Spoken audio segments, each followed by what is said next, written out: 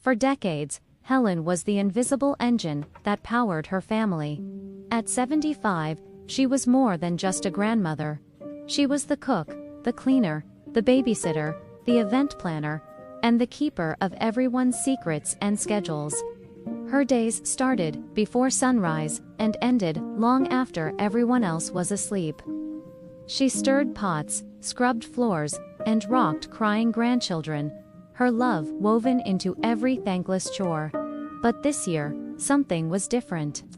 The usual pre-Christmas buzz in her home felt less like festive cheer and more like a list of demands. Her son, Mark, a successful lawyer, called to confirm she'd be making his favorite 7-layer dip for the Christmas Eve party he was hosting. Her daughter, Sarah, a yoga instructor, texted a detailed list of organic, gluten-free dishes she expected for Christmas dinner, along with a reminder to pick up a specific brand of oat milk for her toddler. The grandkids sent their Christmas lists directly to her, bypassing their parents entirely, knowing Grandma Helen was the real Santa Claus in the family. As Helen stood in her kitchen, surrounded by grocery lists and recipes, a heavy exhaustion settled over her. It wasn't just physical tiredness, it was a soul-deep weariness. For 40 years, she had orchestrated Christmas. She had baked the cookies, wrapped the presents, decorated the tree, and cooked the monumental feast, all while her children and their families simply showed up to enjoy the fruits of her labor. They loved her, she knew, but they didn't see her. They saw a service, a convenience, a tradition that ran on autopilot. The compliments were always fleeting, things like, "Mom, the turkey is amazing, as always," before they moved on to the next topic. No one ever asked if she was tired, if she needed help, or what she wanted for Christmas. That evening, as she was about to start prepping the dough for her famous gingerbread cookies, an ad on the television caught her eye. It showed a pristine, sun-drenched beach, turquoise waves lapping at the shore, and a woman her age, reading a book under a palm tree with a blissful smile. A thought, mischievous and wild, sparked in Helen's mind. What if she wasn't here for Christmas? The idea was so radical, it made her laugh. But the more she thought about it, the less funny and more liberating it seemed. She had savings tucked away, a rainy day fund she'd never touched. Maybe this was the rainiest day of Ula drought of appreciation. With a resolve she hadn't felt in years, Helen went to her computer. She didn't book a trip to a sunny beach. That felt too cliché. Instead, she found a quiet, cozy cabin in the mountains, complete with a fireplace, a library of books, and a hot tub overlooking a snowy forest. It was a one-person rental. She booked it for 2 weeks, starting December 20th. Then, she wrote a simple note, placed it on the kitchen table, packed a single suitcase with warm sweaters and her favorite novels, and called a taxi. The next day, Mark arrived with a trunk full of groceries for the party, expecting to find his mother in her apron. Instead, he found an empty, silent house. On the table was the note. It read, "My dearest family, I have decided to take a Christmas vacation for myself this year. Everything you need for the holidays is in your own homes. I love you, Mom." Mark stared at the note, utterly bewildered. He called Sarah. "Mom's gone," he said, his voice a mix of confusion and panic. "What do you mean, gone?" Sarah asked, her toddler screaming in the background. "She left a note. She's on vacation. By herself." "What about my party? What about Christmas dinner?" The chaos that ensued was almost comical. Mark, who hadn't cooked anything more complicated than scrambled eggs in 20 years, was now faced with catering a party for 30 people. He tried to follow his mother's recipes, but they seemed to be written in a foreign language.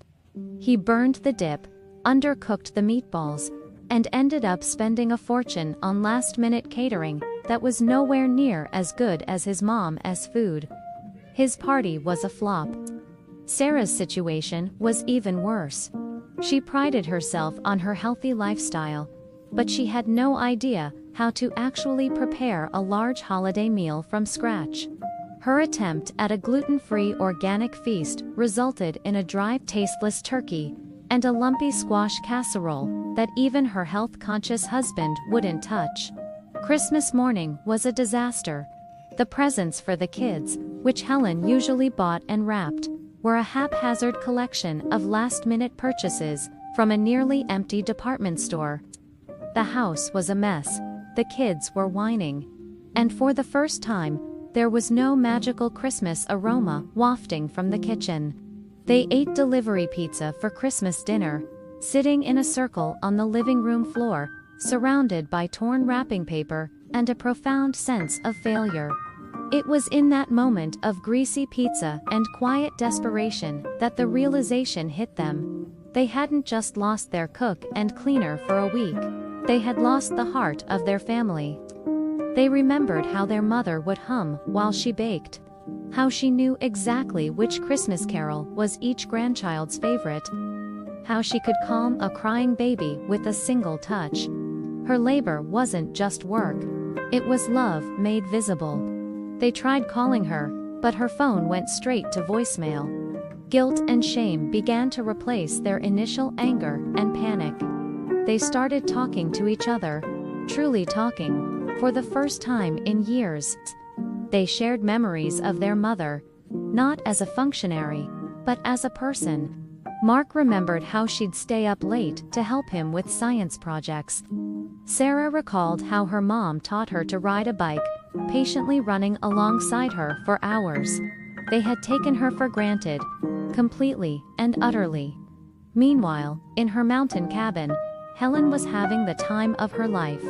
She slept in, read by the fire, took long walks in the snow, and soaked in the hot tub under the stars. She cooked for herself simple, delicious meals that she savored without having to serve anyone else. She wasn't lonely. She was at peace. She ignored the frantic voicemails piling up on her phone, knowing they needed this time as much as she did. This wasn't an act of revenge. It was an act of preservation. It was a lesson, delivered with love, from a distance. On New Year's Day, Helen returned home. She found her house immaculately clean. A huge bouquet of her favorite flowers sat on the table next to a new note. This one was written on a card signed by everyone, including the grandchildren. It read, "Welcome home, Mom. We are so sorry, we finally understand. We love you more than words can say. Your turn to put your feet up. Dinner is on us." That evening, her children and grandchildren cooked for her. The food wasn't perfect.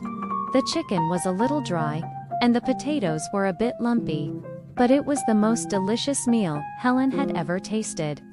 As she sat at the head of the table, watching her family work together, laughing and bickering in the kitchen, she smiled. They had finally learned the recipe. It wasn't about the ingredients or the technique. It was about showing up, paying attention, and adding a generous portion of gratitude. Her absence had given them the greatest gift of all, a true appreciation for her presence. From that day on, Christmas was different. It was no longer Helen's job. It was a family affair, a joyful, chaotic, and beautiful collaboration, seasoned with the love she had taught them all along. Thank you for watching. If this story resonated with you, please like, share, and subscribe for more content that celebrates the unsung heroes in our lives. We'll see you in the next video.